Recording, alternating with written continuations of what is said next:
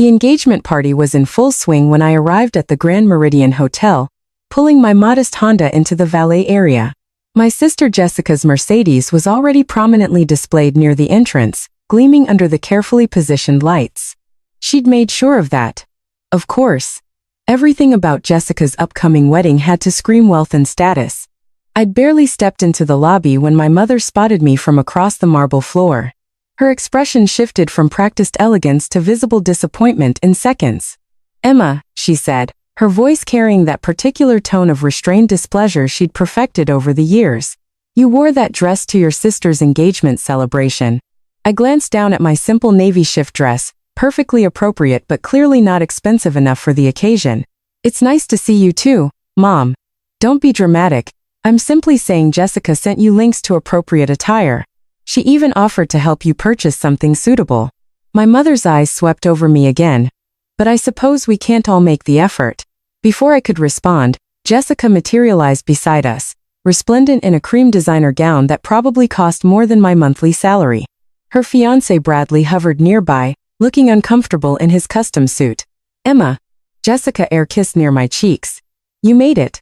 I wasn't sure you'd come considering." She trailed off meaningfully. "Considering what?" "Well, the accommodations. Bradley and I booked the presidential suite, obviously. Mom and Dad have the executive suite. Most of the wedding party has the deluxe rooms." She lowered her voice conspiratorially, though her eyes gleamed with something sharp. "I know this is all very expensive for someone on a teacher's salary. I had them reserve you a budget room, 3rd floor. It's small, but it has everything you need." "That's thoughtful," I said evenly. "I try to be considerate of everyone's circumstances." Jessica smiled brightly. "Anyway, the cocktail reception is starting. Try to mingle, won't you? Though I know networking isn't really your thing." The next 2 hours were a masterclass in subtle humiliation. Jessica had invited 200 people to this engagement party, an elaborate affair that was apparently just the warm-up to the actual wedding weekend. Everywhere I turned, someone was discussing property investments, luxury vacations, or business ventures. My aunt cornered me near the champagne fountain to ask, in a voice dripping with pity, if I was still teaching those troubled children. "I teach high school English," I corrected gently. "The students are wonderful."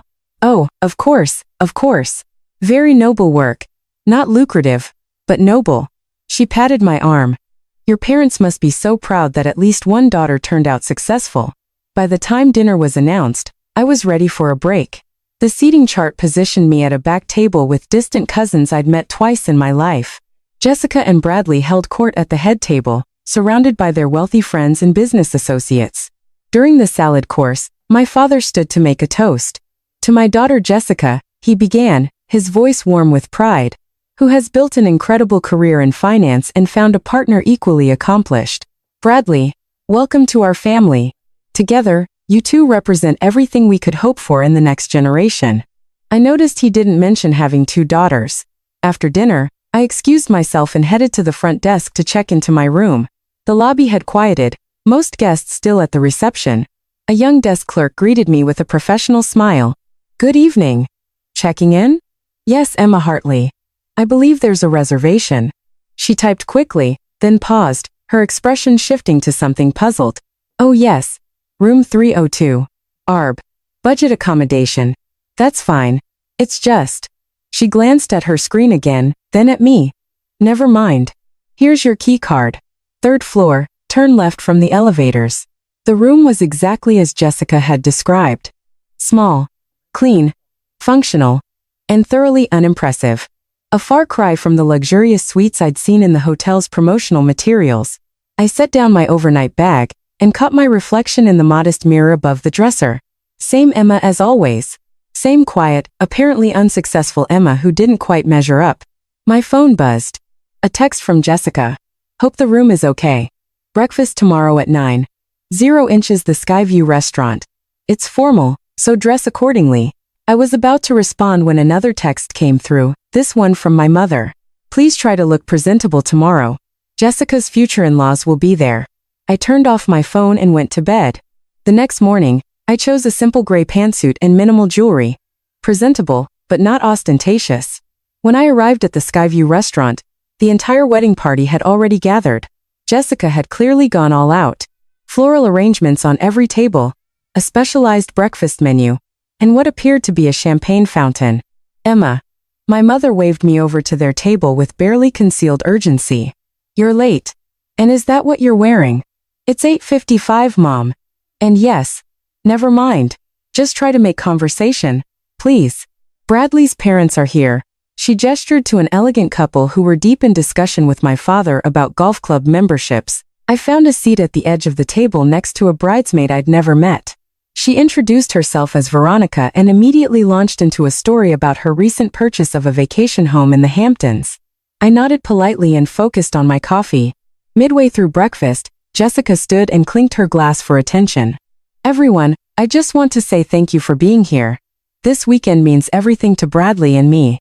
We've worked so hard to build our careers and our life together, and having you all here at this beautiful hotel to celebrate with us is just perfect. Applause rippled through the room. Bradley stood and wrapped an arm around her waist. We're also excited to announce that we've just closed on a penthouse in the city. Jessica's bonus this year made it possible. More applause. My mother practically glowed with pride. And Jessica continued, her eyes scanning the room until they landed on me. We wanted to make sure everyone could be part of this weekend, regardless of their financial situation. That's why we made arrangements for family members who might struggle with the costs. Because family is family, even when some of us are more successful than others. Several people glanced in my direction. I felt heat creep up my neck, but kept my expression neutral. After breakfast, as guests dispersed to enjoy the hotel's amenities, Jessica approached me with her bridal party in tow. Emma, we're doing spa treatments this afternoon. It's $500 per person, so I didn't book you. I figured that would be too much on a teacher's budget. I appreciate your consideration, I said quietly. But you could come sit in the relaxation lounge with us. They have free cucumber water. Veronica giggled at this. I think I'll explore the hotel instead. Jessica's smile sharpened. Of course. Though I should warn you, the amenities here are really geared toward a certain clientele. The pool requires resort wear. No basic one-pieces. You know, the fitness center has a dress code. Even the business center requires a day pass. I'll manage. I'm sure you will. She leaned closer. Look, Emma, I know this weekend probably makes you feel bad about your choices. Teaching instead of pursuing a real career. Living in that tiny apartment. Never finding someone successful like Bradley. But you shouldn't feel bad. Not everyone can be accomplished.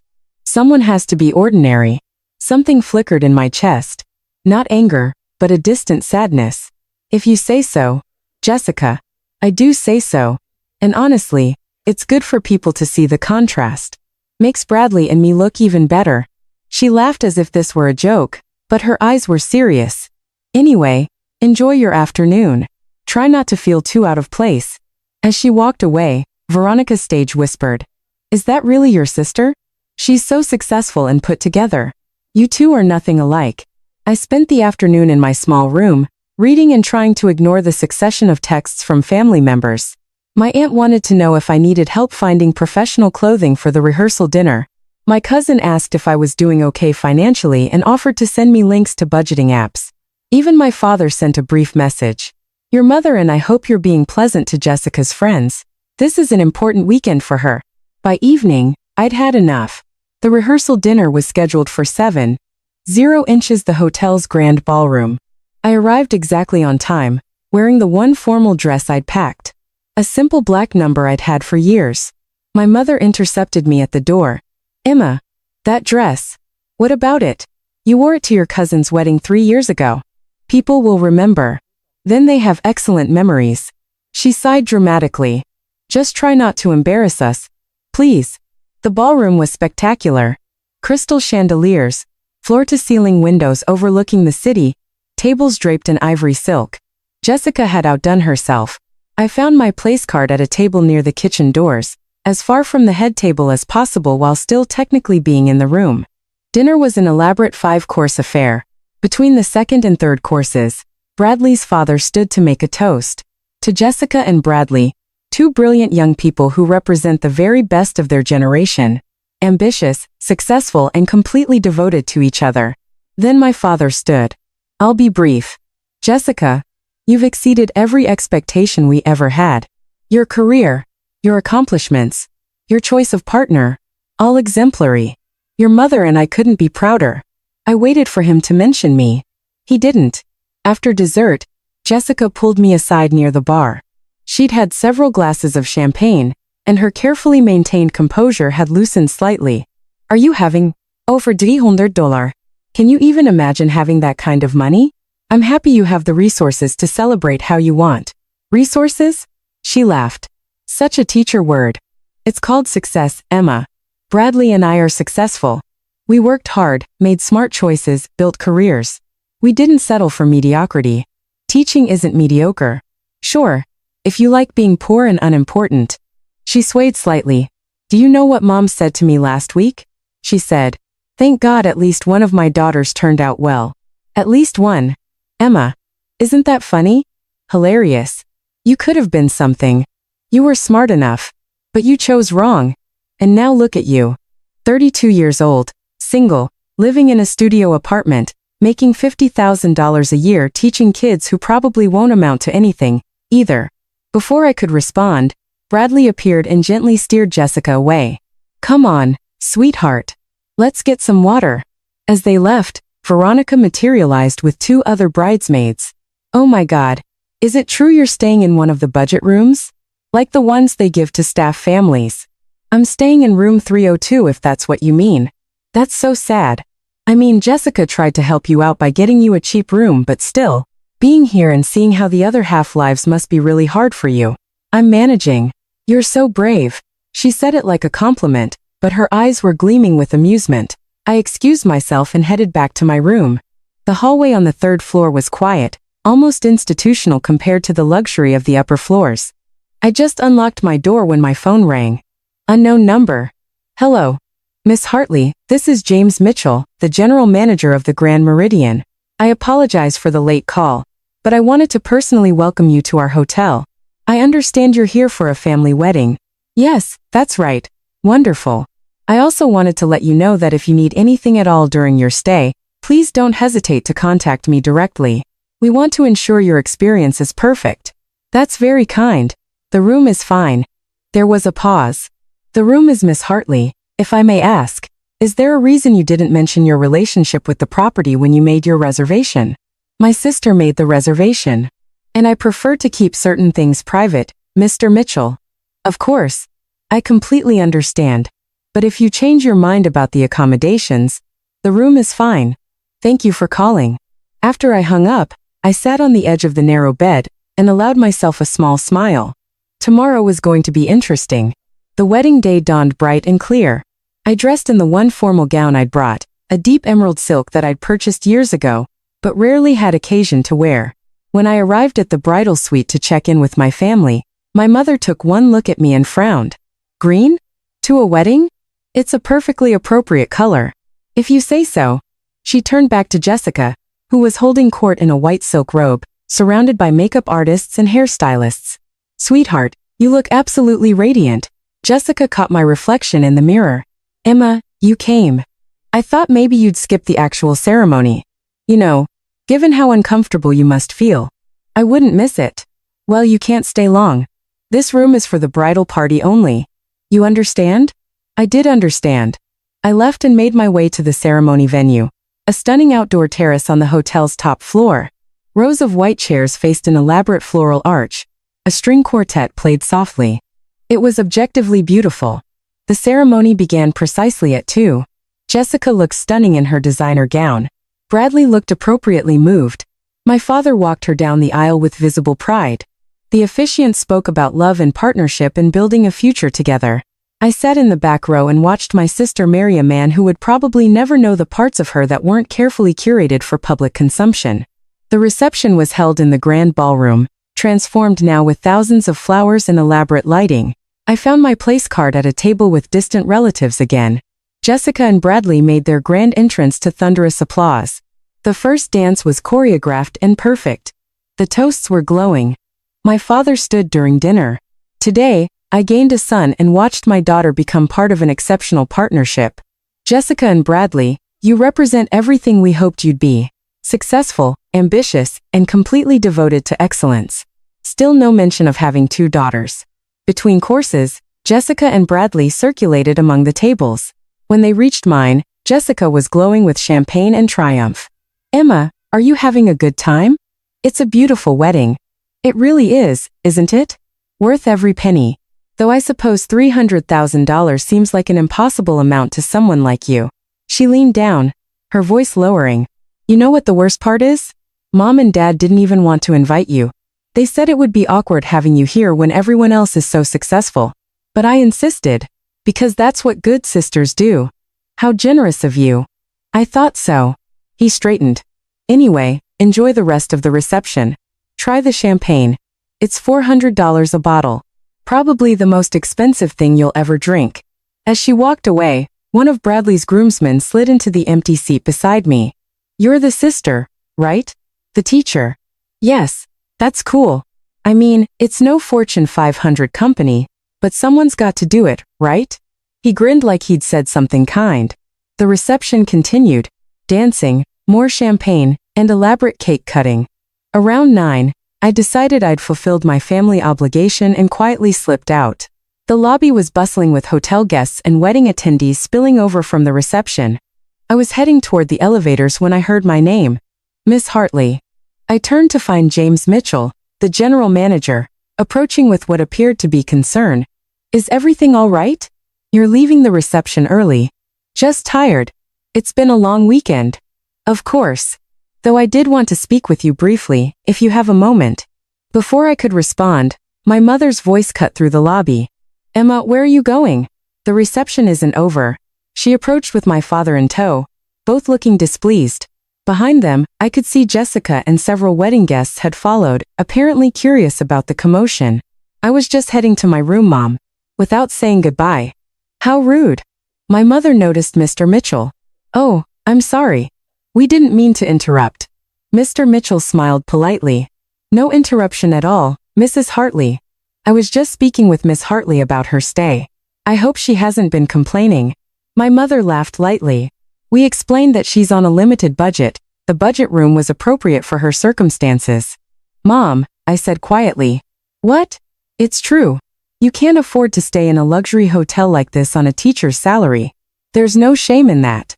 Jessica had reached us now, slightly breathless from her hurried exit from the ballroom. "What's going on?" "Nothing," I said. "I was just leaving." The manager stopped her, my mother explained. "I hope Emma didn't any problems with her accommodations." Mr. Mitchell's expression had shifted to something carefully neutral. "No problems at all, though I confess I'm somewhat confused by the situation." "What situation?" Jessica's eyes narrowed. "Well, Mr. Mitchell said slowly, I'm trying to understand why Miss Emma Hartley, the owner of this hotel, was placed in our smallest budget room while her family occupies the luxury suites." The lobby seemed to go very quiet. My mother stared. "What?" "Miss Hartley owns the Grand Meridian," Mr. Mitchell continued, his voice clear and professional. "She's owned it for 5 years, along with 6 other properties in this chain. I've been the general manager here for 3 years, and she's been an exceptionally supportive owner. Which is why I was quite surprised to see her checked into room 302. Jessica's face had gone pale. "That's not possible." "I assure you it is." "Mr. Mitchell gestured to a woman approaching from the business center. "This is Patricia Coleman, our director of operations. Perhaps she can clarify." Patricia, a sharp-eyed woman in her 50s, nodded to me respectfully.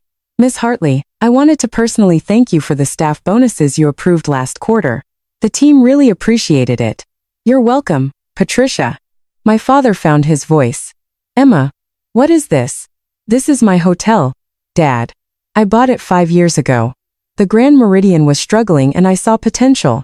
I've been working with Mr. Mitchell to turn it around." "But you're a teacher," my mother whispered.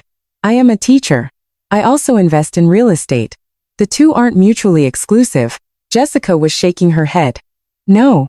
This is some kind of mistake. You live in a studio apartment. You drive a Honda.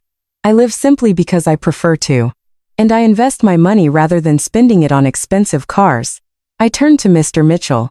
"Thank you for your concern about my accommodations. I chose the budget room deliberately.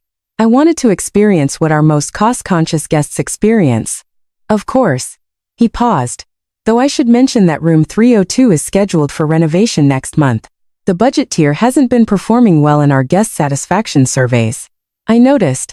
Let's discuss upgrades tomorrow. Patricia cleared her throat gently. Miss Hartley, I hate to interrupt, but the city councilwoman just arrived. She's hoping to speak with you about your proposal for the community education fund. The what? My father's voice was faint. Miss Hartley has been working with the city to establish a fund that provides resources for public school teachers, Patricia explained. It's quite generous, $5 million over 5 years. My mother sat down heavily on a nearby sofa. Jessica was staring at me like she'd never seen me before. You have $5 to give away? I have considerably more than that, Jessica, but I prefer to use it for things that matter. Education, community development, sustainable business practices. I paused. Not $400 bottles of champagne at weddings designed to impress people who don't really care about you. Emma. My father stepped forward. Why didn't you tell us? When would I have told you, Dad? Between the comments about my mediocre career or while you were toasting Jessica as your only successful daughter? Several wedding guests had gathered in the lobby now, drawn by the commotion. Veronica stood near the entrance to the ballroom, her mouth open. Mr. Mitchell tactfully gestured to his staff. Perhaps we should move this conversation somewhere more private. No, I said quietly. I think we're done here. Jessica, I hope you and Bradley have a wonderful honeymoon. Mom, Dad, enjoy your executive suite. I'll be in my budget room if anyone needs me. I started toward the elevators. Wait. Jessica's voice was small. Emma, I didn't know. If I'd known. If you'd known I was wealthy, you would have treated me differently. I know. That's exactly why I didn't tell you. I turned back. You spent this entire weekend making sure everyone knew I was less than you. Poor, unsuccessful, mediocre. And I let you because I wanted to see who you really were when you thought I had nothing you wanted. That's not fair. My mother protested. We're your family. Are you? Because family should care about who someone is, not what they have. Family shouldn't need a financial portfolio to show respect. My father looked stricken. We never meant yes. You did. You meant every word. Every dismissive comment. Every pitying look. Every time you pretended I didn't exist because I didn't meet your standards of success. I felt tears prickling but kept my voice steady. I teach because I love it. I live simply because it makes me happy. I invest quietly because I don't need recognition. And I came to this wedding because despite everything, you're still my family. But I won't apologize for who I am or how I choose to live. Jessica's carefully applied makeup was starting to run. Emma, please. Can we talk about this? Not tonight. Tonight is your wedding. You should get back to your reception. I looked at Mr. Mitchell. Could you please ensure my family's suites are upgraded to our premier accommodations? I'd like them to enjoy the best this hotel has to offer. Of course, Miss Hartley. And tomorrow morning, I'd like to meet with you and Patricia to discuss expanding our scholarship program for hospitality students. I think we can do more. Excellent. I'll arrange it. As I walked to the elevator, I heard whispers erupting behind me. The wedding guests would be talking about this for years. Jessica's perfect weekend had just been eclipsed by the sister she'd spent so long dismissing. My phone started buzzing before I even reached my room. Text after text, family members suddenly very interested in talking to me. I turned it off. The next morning, I checked out early before anyone else was awake. Mr. Mitchell met me in the lobby with coffee and a warm smile. I took the liberty of preparing the documents for the education fund, he said. And I moved up our meeting about the budget room renovations. Thank you, James. If I may say so, Miss Hartley, you handled that situation with remarkable grace. I don't feel particularly graceful. Nevertheless, he paused. For what it's worth, the staff here thinks very highly of you. Not because you own the hotel, but because of how you run it. You remember names, ask about families, invest in training. That's rare. It's just good business. It's more than that. And I think perhaps your family will eventually realize what they almost lost. I wasn't sure about that, but as I drove away from the Grand Meridian watching it shrink in my rearview mirror, I felt something settle in my chest. Not anger, not even sadness anymore, just clarity. My phone buzzed. I turned it back on. A text from Jessica. Please call me. We need to talk. I'm so sorry. Another from my mother. Emma, let's have lunch this week. There's been a terrible misunderstanding. One from my father. I'm proud of what you've accomplished. I should have said so before. I would respond eventually, but not today. Today I had a meeting with the city councilwoman about the education fund. Tomorrow I had a property inspection at one of my other hotels. Next week I was meeting with a group of teachers to discuss classroom resources. My life was full. It had always been full. It just hadn't been full of the things my family valued. And that, I was finally beginning to understand, was perfectly fine.